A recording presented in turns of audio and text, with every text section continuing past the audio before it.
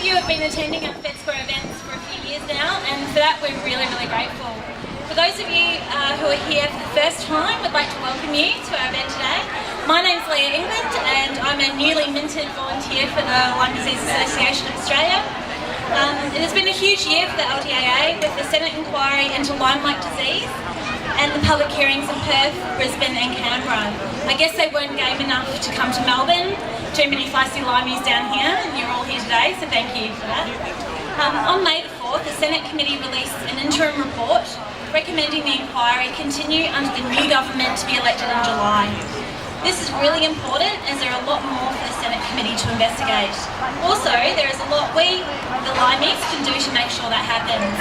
Please think about approaching your local candidates to talk to them about your journey with Lyme and to encourage them to stand up and be counted for Lyme-like illness. While it is difficult to believe our health system could fail us so dismally, your stories and mine are the reality. Good politicians are moved to take action when they hear our stories. Take Senator Madigan, for example. He has been exceptional in his support for us. Thank you so much.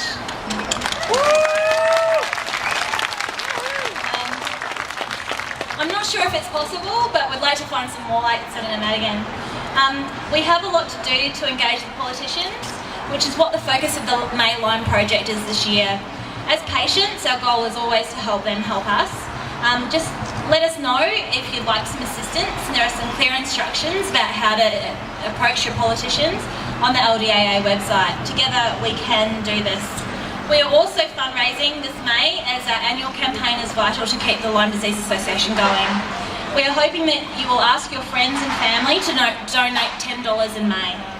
If you can think of someone who might want to make a donation but needs more information, please let us know via Facebook and we can give you a hand. For those here today that are new to Lyme, it's the fastest vector-borne disease that's growing in the Western world, so it's just massive.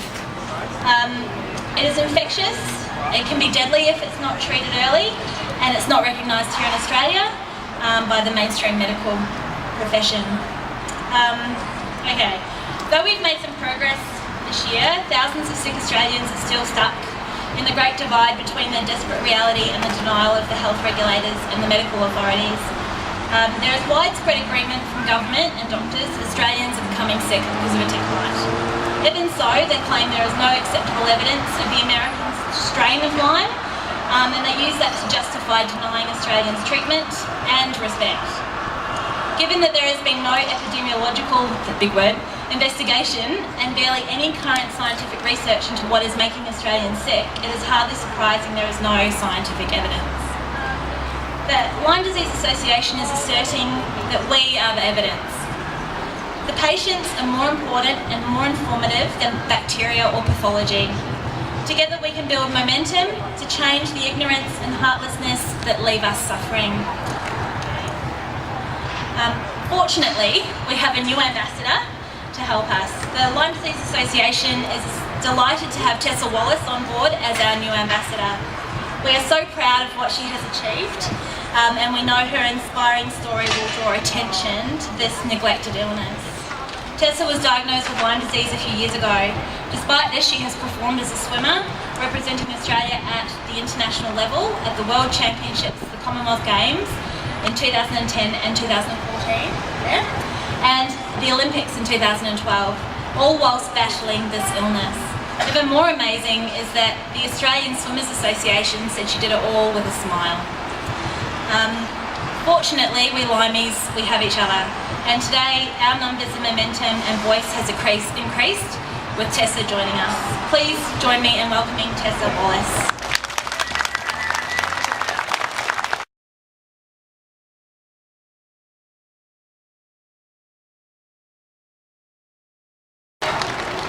Firstly, I'd just like to thank everyone for coming. I am absolutely honoured to be named the new ambassador for the Lyme Disease Association of Australia. It's a privilege. I am an Olympic swimmer, but I'm very, down to earth, and I struggle as much as everyone else here who has this illness as well. I decided to become the ambassador, which I've been wanting to do for a long time now. But I've just been, caught up with my swimming career and it takes up a lot of my time and my health. So I'm really, really excited to be on board. I guess what I wanted to bring to this team was hope that there is a future in recognising this disease here in Australia. I didn't really know what Lyme disease was back in 2011 when I first became ill. As an athlete, we go through many, many struggles, and whether that be sick for, I don't know, just with the flu, which puts us out for a week. Everyone freaks out if they're out of the water for about a week. So, and we also get injuries, and we think those are hard times. And it wasn't until I came down ill and I was struggling in the water to swim, move my arms. It felt like I had bricks sort of in my arms and my legs, and I was constantly fatigued and glands and viral sort of symptoms, but that's just what it felt like. And then I was trying to swim against it for a few months, and eventually first got diagnosed with multiple viral, I guess, tests, so Epstein-Barr and parvovirus, which later on became my co-infections of Lyme disease. I actually went to the Olympic trials not knowing that I had Lyme disease, but was struggling incredibly, and it was a mental battle leading in, and it wasn't until 1 month out that I was able to put in some sort of training, and I went in and did not think that I would make Olympics at all. Somehow did a miracle race and qualified for the Olympic team. I thought that my health was going to be better from then on, and it's just declined. And it was that year that I was finally diagnosed with Lyme disease. My test clinically here in Australia, and then my test over in America as well, showed a very high positive reading for it. So I thought I was excited that I was finally diagnosed with something. I thought I could, have some positivity and hope now. And it wasn't until I realised the neglection of this horrible, horrible disease that Australia does not truly recognise. I thought, I guess it was going to be an easy ride, but it wasn't. And that's why I have the utmost respect for people with Lyme disease, because of not only battling this disease, but doing it in silence and with lack of support. And that's what made me want to step up. I couldn't hide anymore from anyone, and I wanted to get my story out there and hopefully use my swimming career to create more awareness and help you guys, because you don't deserve to be hidden. You need to be out there in the limelight. So I have a little excerpt from leading into the Olympic trials, 2 weeks, just to give you an idea of what sort of goes through my head when I'm in the darkest of times, because I know you guys all go through it. So this is 2 weeks out, and I was actually in a sauna at the time on my phone trying to just do something, because I was doing it twice a day leading into Olympic trials. I'm trying to stay positive. It's getting harder and harder each day. Every day it gets closer. Who knew that the toughest part of being an Olympic athlete was training your mind to believe you can do it no matter what. I think that has been this greatest lesson, and now my greatest asset, perseverance. Any normal, sane, level-headed person probably would have quit by now, but they're not weak at all. They probably were just smart, I guess, if they would do that. But my desire and dream to win and go to the Olympics was too strong to let any disease get in the way. I just finished my heart rate session for the afternoon. It was like every other quality I've attempted this month. Horrible. I feel aches and pains all throughout my body all day. So having to swim 5k really isn't going down too well with my body right now. But I can't give up. I'm many seconds off my best, and it's getting harder and harder to bear every day, because you're watching the days and weeks tick by with your body being stuck in this paralytic state, and you can't seem to do anything about it. That is the cruelest thing for an athlete, not being able to train. especially on the doorstep of the Olympic trials, which I've been through blood, sweat and tears for many years leading into. I guess you kind of describe it as what we call adaptation, where you feel dead for about a week. That's how I felt for months on end. And it was mentally I'm struggling. But I remind myself how strong the mind can be. I'm finding that positivity and hope again. Hope. A powerful tool. So I went to the Olympic trials and I stood down those blocks with aches and pains in my legs, which it's pretty tough to know you're about to try and swim your heart out to make the Olympic team, and you know you're not in the best state to do so. But I stood there and I stood strong because I knew that's the only way that I would be able to do the best race that I possibly could. And that's what we do as Lymies. We stay strong and we fight till the end. So that's pretty much what I was going through at the darkest of times. That was probably my hardest week throughout my career.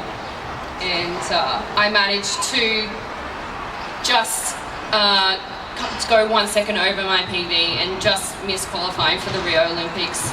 But considering my preparation, I was ecstatic that I was able to come third, I guess. It's still very disappointing, but I know there's still hope. That's what I stick with, and I have learnt so much perseverance through all this, and that's kind of what I want to bring to this incredible team, is perseverance and never giving up. Don't give up. You know, we can band together as a community, and hopefully I can help out with that and bring more awareness and, you know, bring everyone together to talk about it with everyone, people you know, and I guess all the electorates, make everyone aware, because this illness does not deserve to go unrecognised. And hopefully, yeah, that's what I can help out with, and I'm so excited to be here today, and thank you all for coming. So thank you, Tessa. That's awesome. I'd like to welcome now our champion politician, Senator Madigan, to say a few words. Thank you.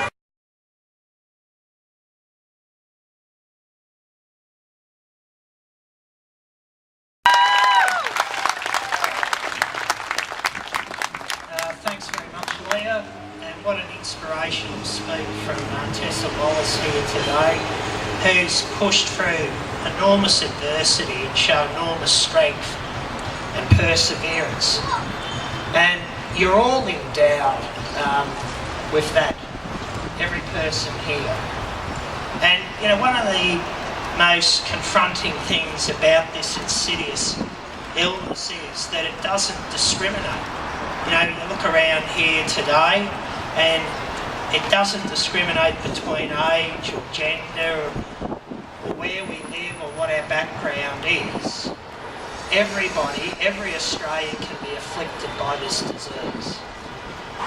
And I can remember back, the first time I heard about tick bites was about 23 years ago, when I was honeymooning with my wife, who's here today, up at Palm Beach on the northern beaches of Sydney. And I can remember my cousin's wife saying to me, whatever you do, don't walk out on the back lawn without your shoes on, and make sure that you do not get a tick on you. But at that time, I didn't know anything about Lyme disease, but it sort of went into the back of my mind. And then last year, when I was visited by the Lyme Disease Association in Canberra and my officers, it all came flooding back. And I can remember that, you know, my cousins would take their dogs to the vet to get a tick removed. But if a human gets a tick bite, well, you know, you go to buggery, who gives a continental? Now, so we treat dogs better than we treat people. It's an incredible situation. The Senate inquiry, as you'll all know, we've had 3 hearings. We've had one in Canberra, followed by also the one in Perth and also the one in Brisbane. And the heartbreaking stories that people have shared about this insidious disease and the different ways it affects them, neurologically, physically. The round table that I held in Melbourne, and I'm really pleased to see Alex Patson here today in a far better state than when I first met her up at the Commonwealth Parliamentary Offices up the road here behind the old Treasury building. So there is hope, and I encourage each and every one of you not to give up. There are some positive things that have come in the past 10 months, and that there is a heightened awareness amongst the general public about tick bites. Mentioning of Lyme disease, Lyme-like illness, more and more people are speaking about it. It was very heartening during the week when I was in southwestern Victoria with our country cousins, the dairy farmers, who are suffering. But speaking to the wives of the dairy farmers, they are aware of, and said to me, look, we've got problems. A lady said to me only this morning on the phone, and she said, thank God I'm not suffering from Lyme disease or a Lyme-like illness.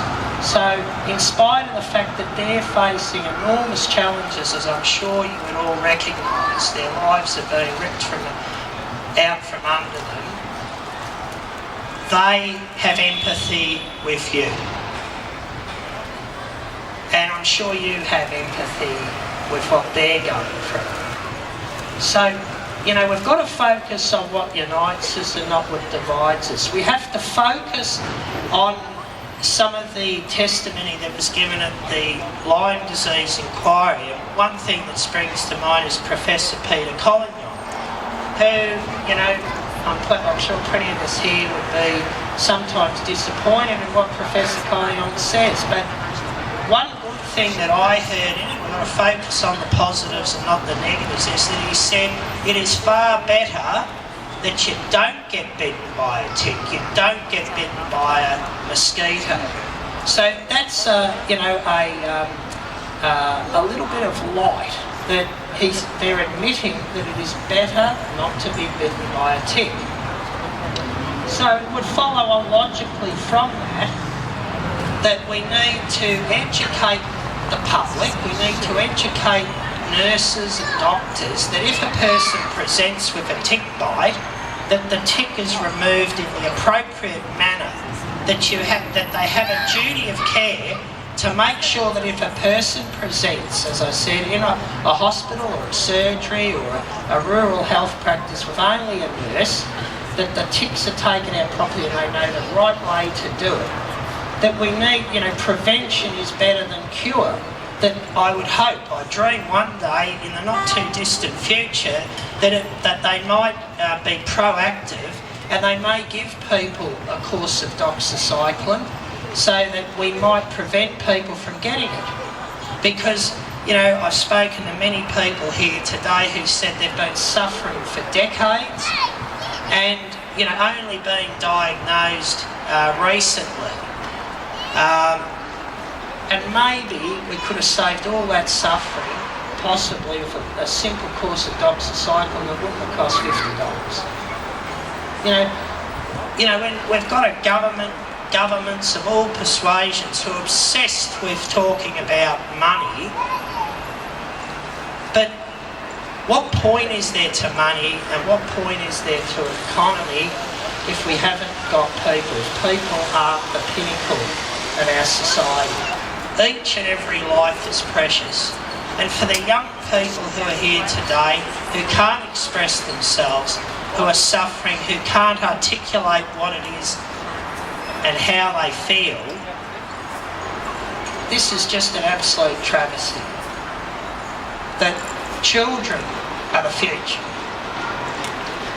Wherever Australia is going to be in 10, 20, 30, 40, 50, 100 years from now will depend on our young people. It will depend on people like Tessa, it will depend on people like Alex, it will depend on the toddlers that are here today.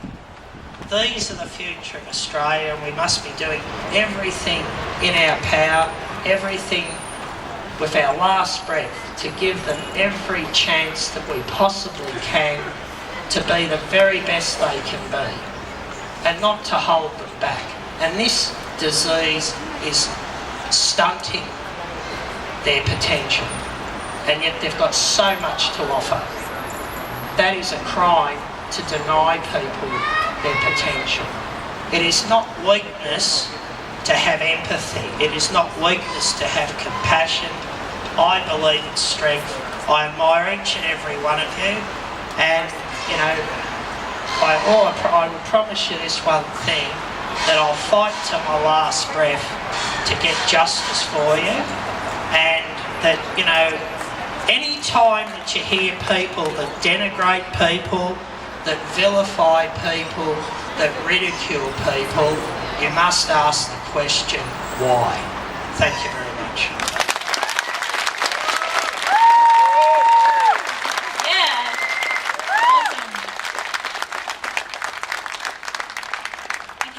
Senator Madigan, we, the Lyme community, here in Victoria are really proud of you and your achievements. Sorry. Thank you. It is with great love that we offer you this special and symbolic gift. This tree we would like you to plant in your garden. It is a finger lime. We hope that when you witness it grow, it will represent the growing relationship that you have with the Lyme community. This particular lime is an Australian native. We chose it because it symbolises the native disease we believe that we're being infected with. So thank you so much for your efforts. Thank you for coming today. And on behalf of Lyme sufferers in Victoria and in Australia, we say thank you.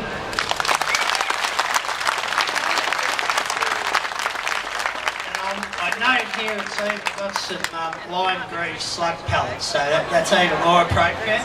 And it'll have to be pretty hardy to live in our garden because there's not much that lives in it, I can assure you. All right.